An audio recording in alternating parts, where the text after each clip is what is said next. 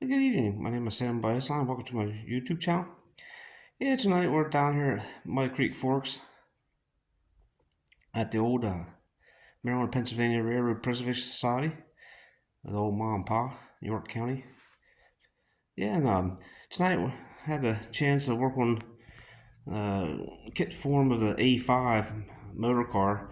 I did a video on this motor car a while back.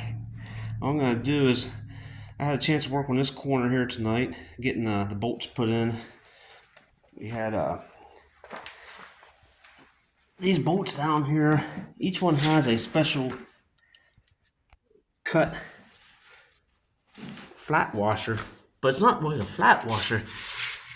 What it is a piece of the channel, and it's a channel wedge. So it looks like this. So it's not a flat washer per se, but what you have to do is you have to put that in the channel, such as a hole right like that, and you put that in there like that. And what that does is makes the bolt go down through and makes the bolt head flat. Because if you don't do that way, what happens is it has a tendency to cant the bolt. So yeah, I worked on this side here tonight, and I am a fan of using a lock nut and a lock washer. And then these Fairmount motor cars also have a real thin spacer washer behind the wheel that's actually behind the casting of the bearing housing. So there's one here, right here, and there is one in here too. It's right in here where it's at. So yeah, I turn around and I was able to get this whole corner here nominally put together. What I'll do is I'll go down through and do all four corners. I will go back here and do that back corner to the left there. And then we'll come over here and start getting this upper rail put in, and then of course the lower rail. But yeah, I have to go ahead and get some more stainless steel bolts. Big fan of stainless steel. I got tired of changing out bolts over the years that are rusted and corroded, and I just go through and change them out. Put stainless in. But yeah, so we have the motor for it's right there. That's a Waukesha FC engine, flathead. So yeah, that engine sits normally right about here is where it sits at. So yeah, what we'll do is we'll go ahead and I'll assemble with that, finish assembling that, assemble that corner, and then do these two corners.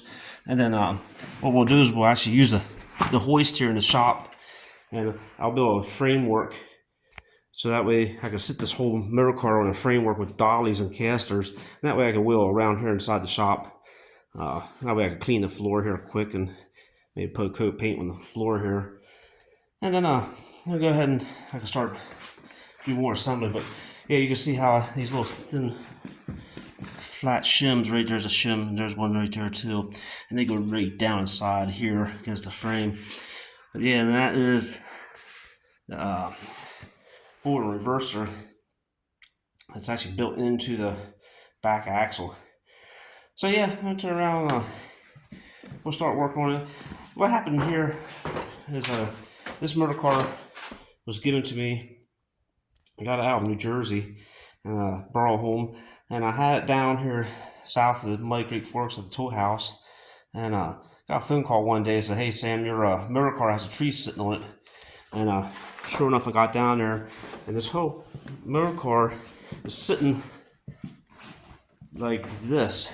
The whole motor car is sitting up in the air like this on a panel track, and the big tree was right along here at Pin Oak, and it just missed the hand crank.